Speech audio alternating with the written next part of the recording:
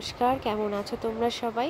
দেখো, সকাল সকাল বাপি ইলিশ মাছ কাতলা মাছ নিয়ে চলে এসছে।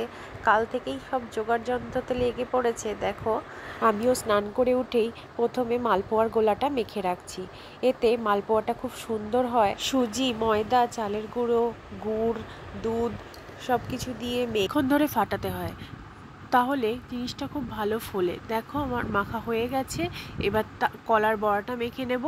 চালের গুঁড়ো, কাঁঠালি কলা, গুড়, নারকেল, সুজি সব দিয়ে কালের বড়াটাও মেখে ফেললাম। এবার সন্ধে হয়ে গেছে, মায়ের ভোগের ভাতটা বসানো যাক।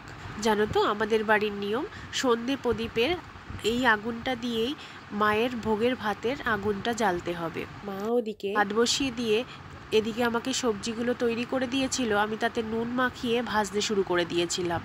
একদিকে এই 13 রকম ভাজা ভাজছিলাম, আর অন্যদিকে বসিয়ে দিয়েছিলাম পায়েস।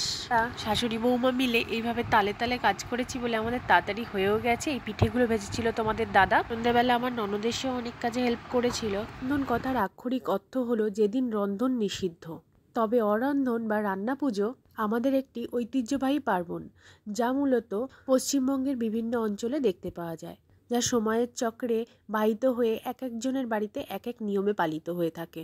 দেখো, সকালবেলা উঠে মা মনসা গাছের পাতা দিয়ে, শালুক ফুল দিয়ে ঠাকুরটাকে আবার সাজিয়ে পুজো করে ফেলেছে। আর বাইরের ঠাকুরতলা, যেখানে তুলসী গাছ, মনসা গাছ লাগানো থাকে, সেখানে ব্রাহ্মণ এসে পুজো করে দিয়ে যাবে। রান্নার দিন আমাদের কিন্তু গরম গরম করে দেওয়ার নিয়ম আছে। তোমাদের কার কার বাড়িতে এইভাবে রান্না পুজো হয় অবশ্যই জানিও। ভিডিওটা কেমন লাগলো কমেন্ট করতে ভুলো না।